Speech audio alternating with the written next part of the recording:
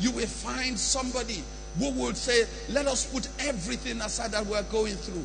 We can wake up tomorrow and continue to fight the battle, but let us just take these hours off and let us just love on one another. You will find in her, you will find in her a lover. You will find, of course, a confidant.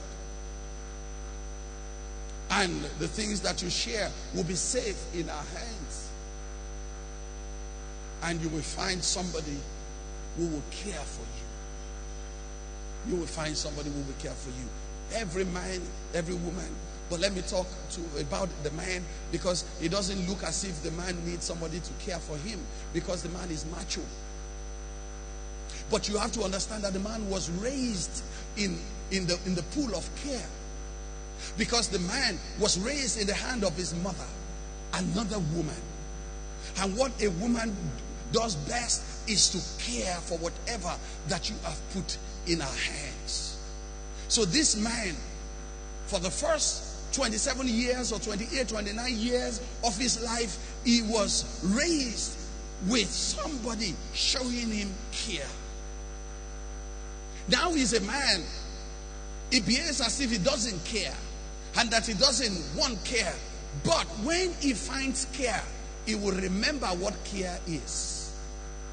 So that man is looking for a woman who would dare to say, I will pamper you, just like more than even your mama pampered you.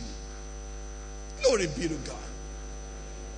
I mean, the man may act macho, he may put on his tie, frown his face, and all of that. Before he steps out, you say, hang on, honey. You get there and you adjust that just like the mama would do before he went to school. So he knows that there is a mother in his life. Glory be to God. No matter where he goes, he wants to come back home to the delicacies of his wife. That is care. He's looking for a woman that will care. You see, when you go to a restaurant, they just bring a paper to you. They call it menu. They throw it on your table, or they present it even nicer than that. They give it to you. But what they have there, sometimes you even tell them, this is what I want. They say, we don't have it. But what they have there, if you ask for something else, you're not going to get it. Because even the stuff they have on that menu list, they don't even have it. But when you are coming home, you can call your wife and you say to your wife, I want to have eba today. But that eba, I don't want you to stir it on the stove. I want you to just boil the water, put the gari inside in a bowl, and then just stir it. That's the way I want it today. And then make sure that the ogbono, this time, I want you to add okra in it. Then the meat, I want you to chop it inside the ogbono.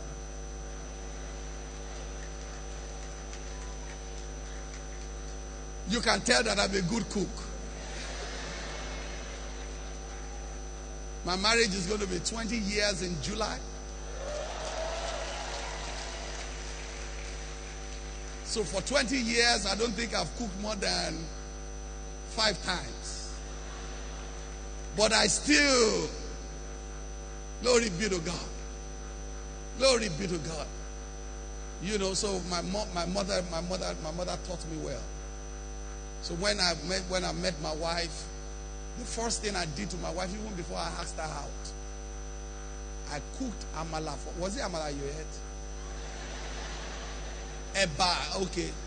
Eba and catfish in London, and therefore in London. In London. So when she came, she thought that this man would be cooking for me. The moment she said, I do, I presented my request.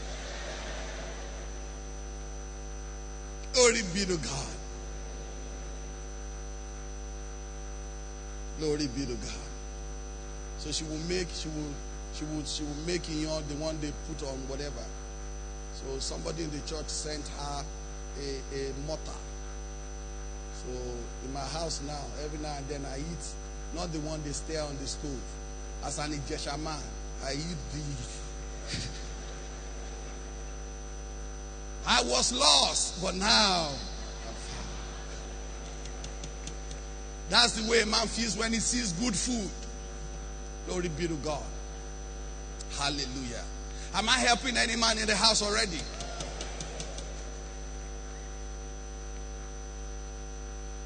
So the man calls home. You see, the food in the house must be better than the food in Sheraton.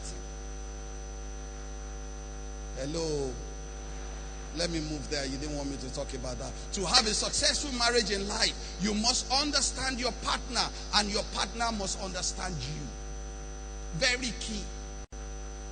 Very key. Luke chapter 11 verse 17 from the Living Translation. He knew the thoughts of each of them. So he said, any kingdom filled with civil war is doomed. So is a home filled with argument and strife. You have to understand each other. You have to understand each other. Marriages will be better if we approach it by understanding one another rather than wanting to create in your partner who the partner is not.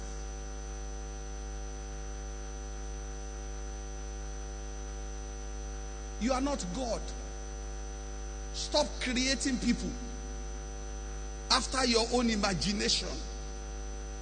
God said, let us create man in our own image.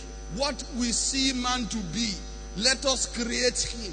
You yourself, you have an idea of whom your man should be after watching Romeo and Juliet.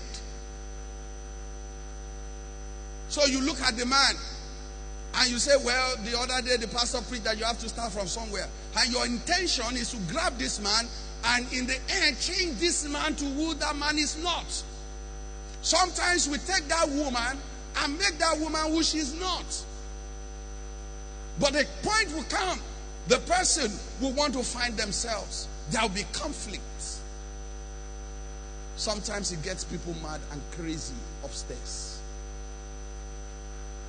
Because they're not real anymore. So the ideal thing is for you to understand one another. Understand one another. I know that there may be rooms for adjustment. There may be rooms for people to change when it comes to bad habits. But leave the core of the person alone. That's the way God created that person. Bible says to the man, deal you with your wife according to knowledge. So before you start any dealing, you've got to know her. What's our perception concerning this? What are our likes? What are our dislikes? What is she comfortable with? What is she not comfortable with? So you deal with your spouse according to that knowledge. For you to have a successful marriage, you have to make effort to love. So if you are not married yet, these are the things you have to prepare for. Marriage is not just going to be a place where you find a man and then you just take it as, no, you have to make sure that you understand each other. Spend your dating moments understanding one another. Spend your courting moments understanding one another. Don't try to impose a personality on your spouse. Don't try to impose a personality on your spouse. Find out who she is. Find out who he is. And since you are dating, you find out all these things and then you make a decision whether you want to spend the rest of your life with this kind of a person.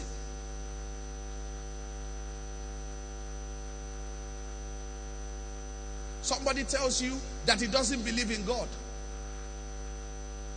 And you are telling the person, I will marry you, and you believe in God.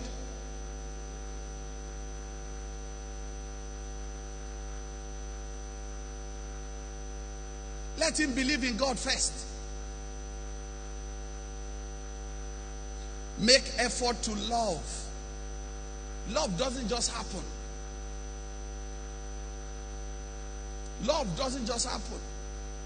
You have to make effort to love. That's why it's a commandment.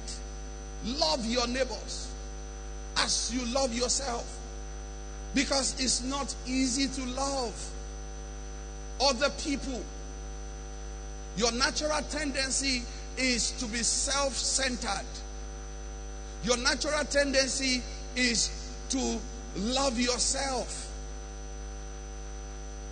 And beyond that, because I may not have time to deal with the state of the nation next week, I might as well drop this now. This nation has built all of us up to be selfish and self-centered.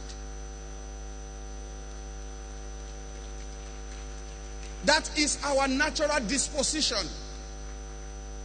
That is why people will occupy position, and the first thing they try to do is to take care of themselves, because the nation had not, even this generation of ours, the nation has not invested anything in us for us to be patriotic. If I have to supply water for me to use, and I have to put security, I lived in England for over a decade. There are houses. Each house does not have its own guard. In Lagos here, every house has its own guard. Why? In London, the government gives security to everyone. But in Nigeria, I have to give security to myself. I have to give water to myself. Now I have generators. Some people have backup that is backing up the backup of their generator.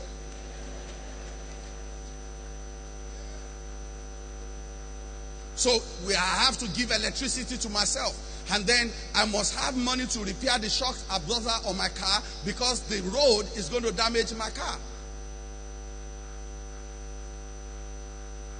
So the song that we now sing is, "What have you done for me lately?" You don't know the song. I didn't expect you to know the song. You are more spiritual than I am. You should be more spiritual than that.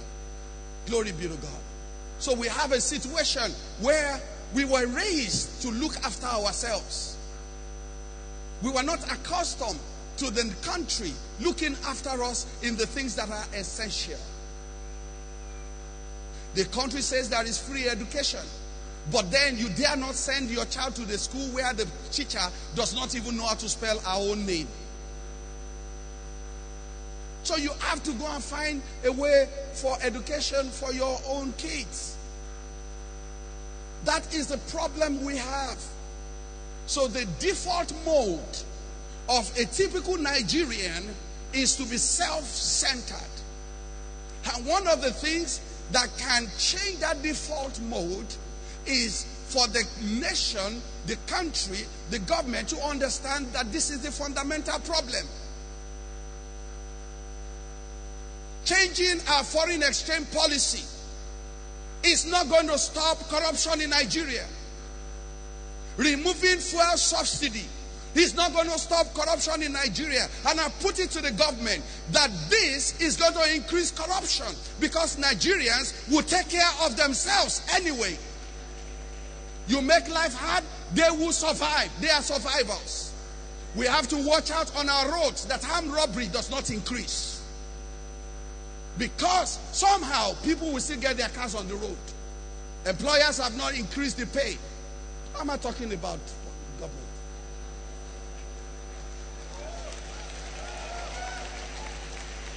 Somebody say successful marriage.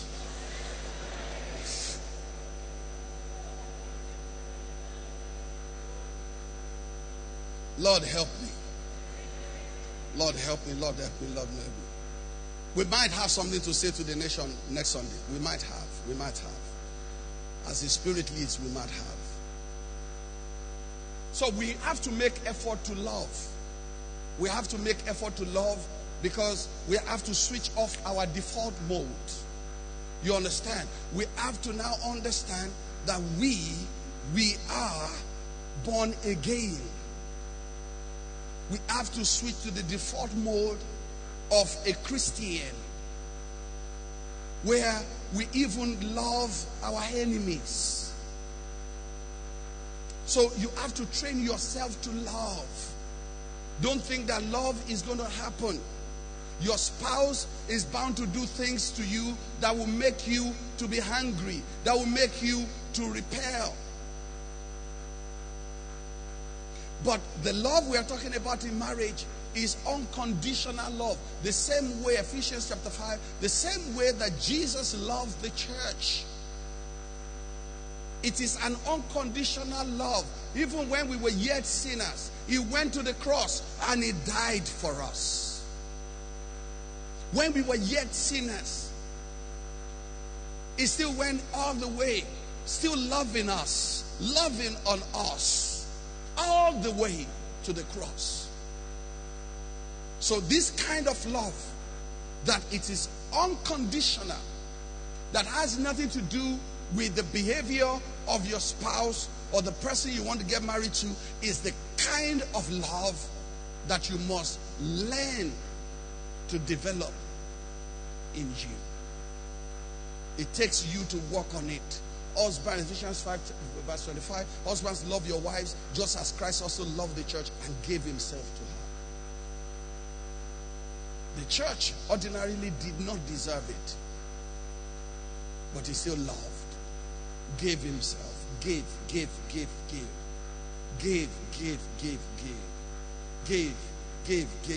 Man, woman, when you receive in marriage, it's not because you deserve it. It's not because you deserve it. It's just because the person loves you. The person loves you. So don't be carried away because somebody gave his wife a car. Does not mean that the wife is good. But obviously, the man is in love.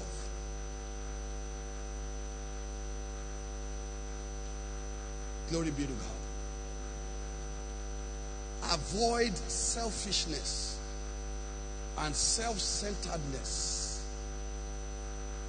Let your marriage be about us and not about me. Avoid it. Don't forget what I said. Your default mode is to be selfish and self-centered. But avoid it. You want to look after yourself. You want to take care of yourself. But you have to avoid it. Avoid selfishness, self-centeredness. You've got to do away with that. Let everything be about us rather than about you. Philippians chapter 2 verses 3 and 4. Let nothing be done through selfish ambition or conceit. Be in lowliness of mind. Let each esteem others better than himself. Let each of you look out not only for his own interest, but also for the interest of others. Avoid competition. You want to have a successful marriage, you have to avoid competing with one another. Avoid competing with one another in your marriage. 1 Corinthians chapter 9 verses 24 and 25. Do you not know that those who run in a race all run, but one receives the prize? Run in such a way that you may obtain it. Everyone who competes for the prize is temperate in all things. Now they do it to obtain a perishable crown, but we for an imperishable crown. When you compete, one of you will win, and that means that the other person will lose. Marriage is not about having a winner. Marriage is about both of you winning. If there is just one winner, then it means that the other person has lost. No competition. That's the only way both of you can win. When you have to deal with issues and you have to resolve conflict, the intention must not to be that somebody wins, because if one of you should win that argument, the other person will lose. Look at your neighbor, say, be matured. So you have to understand what is the goal of our discussion. What is the goal of our discussion? Why are we talking? What do we want to get out of this 15 minutes, 20 minutes, 1 hour discussion that we want to have? If it's going to be for a winner to emerge, then I am not interested in the conversation. But how can we discuss? You put down your opinion, I put down my opinion. We begin to take the things we need that is profitable to us from both. We merge it together, and then we have our opinion. That's the only way both of us can win. Avoid competition if you want to be successful in your marriage. You have to also understand that you need to quickly align your opinions as quickly as possible. If your marriage is 1 year old and you have a divergence in opinion that is this much, by 3 years' time, it should have reduced. By another 2 years, it should have been reduced. Ordinarily, by 10 years, it should have been so close. That's what the Bible says, that you become one flesh. One flesh basically means that you get to a point where you have one vision. You are going in one direction. If you are still dealing with issues, when your marriage is 15 years, you are still dealing with issues you dealt with 15 years ago, then you are just adding age to your marriage, but your marriage is not growing. Your marriage is not growing. It means that you don't understand how to deal with issues. It means that your marriage has no purpose. Because it says in Genesis chapter 2, verse 24, a man will leave his father and mother, and he will cleave. The living is not something that happens one day. The cleaving is not something that happens one day.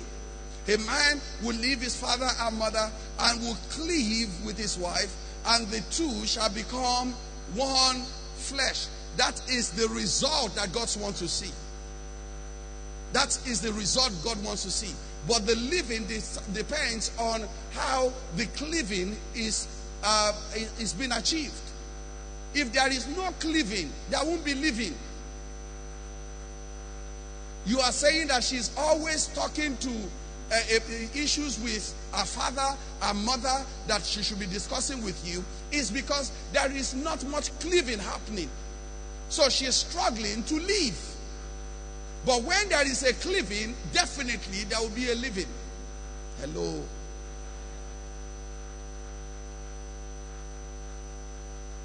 So you want her to live, you want him to live, then let there be a cleaving. You want him to come and be eating your lunch and not go to mommy's house to have lunch.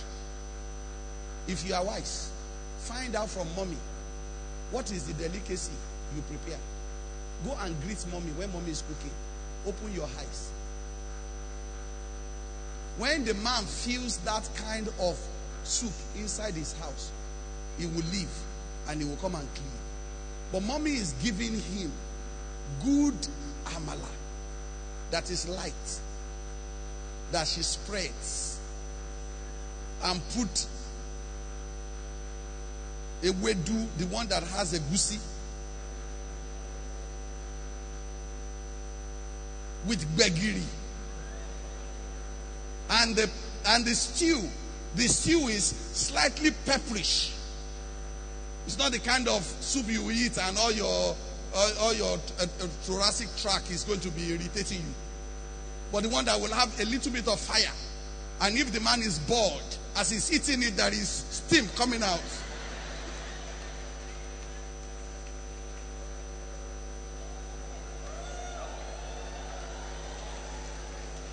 And that is what mommy cooks for him. And here you are. You are telling him that I should come and eat some barbecue chicken, club sandwich, Hey, darling, your lunch is ready. What did you make for me? Oh, I made barbecue chicken with, or if you don't like that, I have also, I have, what's this fish called? Salmon. I have salmon, club sandwich. I'm sure you will like that. Come on, you don't usually eat it, but taste it. And the guy is like, hang on a minute. When I want to eat, I want to enjoy my food. This is lunch, it's not snack.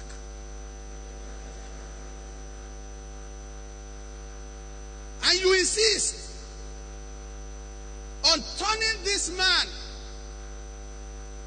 that was born local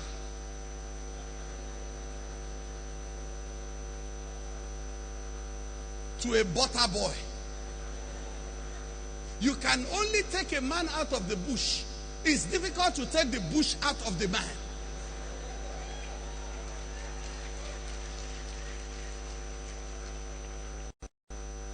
Go to his mama.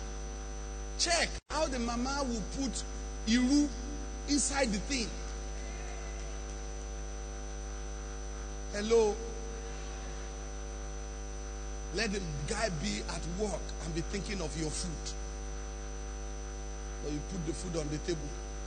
The guy says, this love that I have is conditional, is unconditional love. Therefore, I shall sacrifice and have lunch. I shall sacrifice and have dinner. I shall sacrifice and have breakfast. The guy wakes up in the morning, instead of you to give the guy very, very correct pap, the one that will wake him up from his slumber. Pap with some nice moi that you have done, not inside a bowl. You have done inside a way.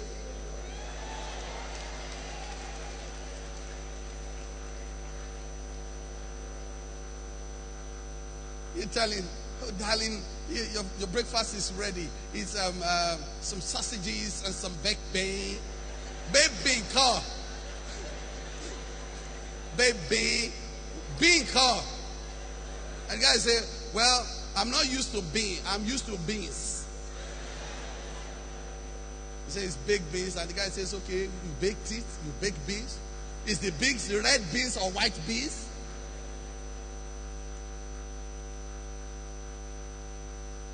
In Nigeria, we don't bake beans. We use either palm oil or vegetable oil. Which one is baked bean? Baked bean called baked bean. The guy wants to wake up in the morning and want to feel awake. Not the kind of food that you will eat after you have eaten it. You are not even sure whether you are awake or not. The guy who is, when mothers were using Similac and Cerilac to feed, to put inside feeding bottle, his own mama was using Ogibaba. The guy is now 45. You now told the guy, darling, your breakfast is ready. What is it? Oh, it's coca oats. Oh. Put the thing inside the bowl. The guy scooped the first one. He himself come, of course. The guy married a boy himself. He knows now that his butter is married. So he say, oh, no problem. You know, the first week he wants to try and. So he sit down. He scooped the thing. Can you niko coca?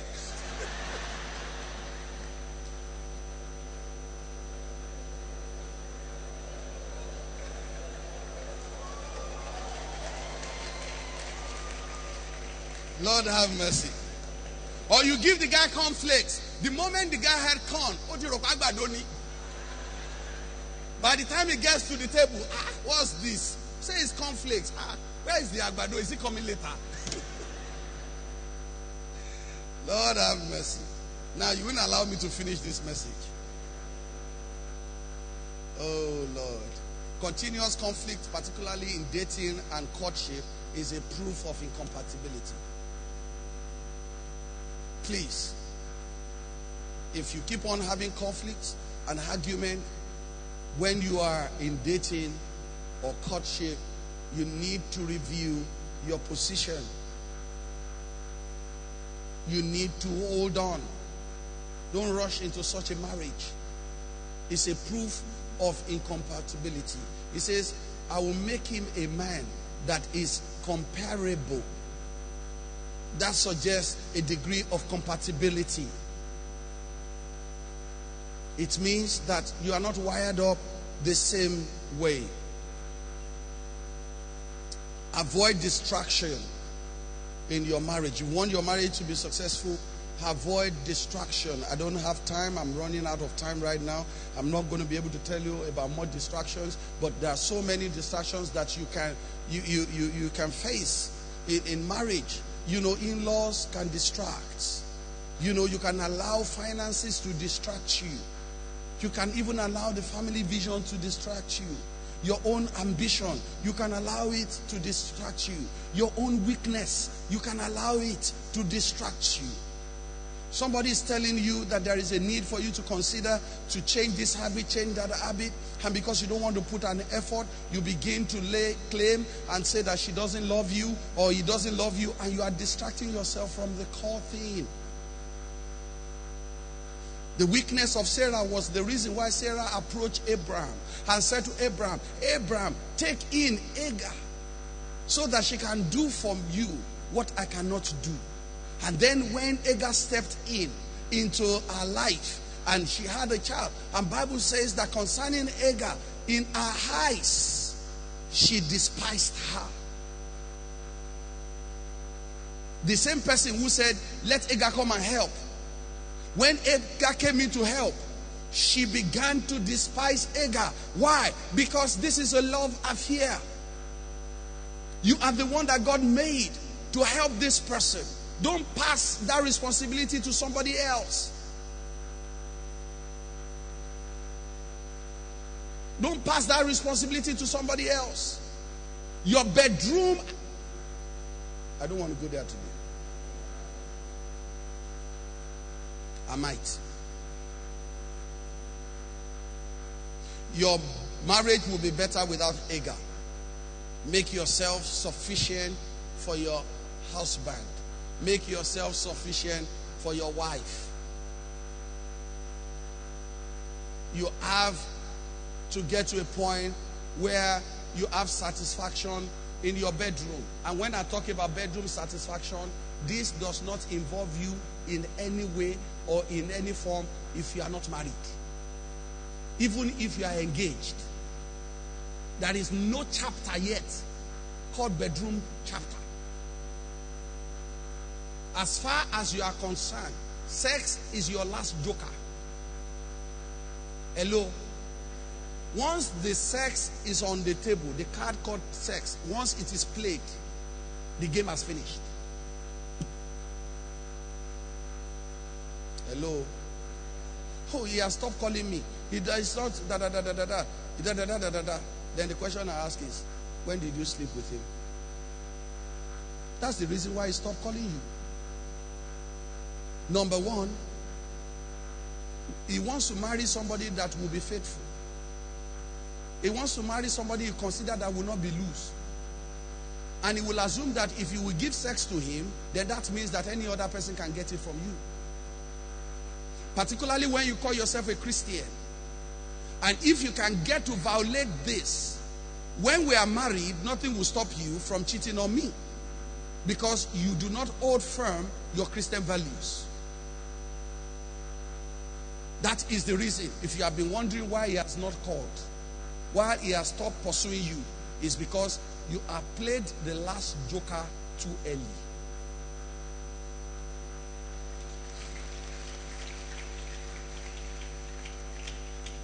God wants you to get your marriage right. 2 Corinthians chapter 6 verse 14. Do not be unequally yoked together with unbelievers.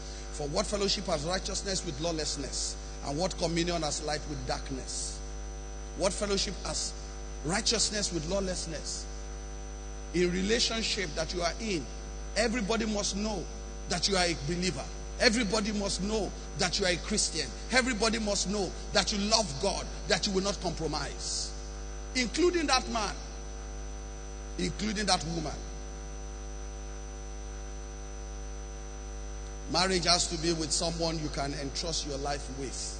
We talked about romance in the life class, and in that teaching I did explain that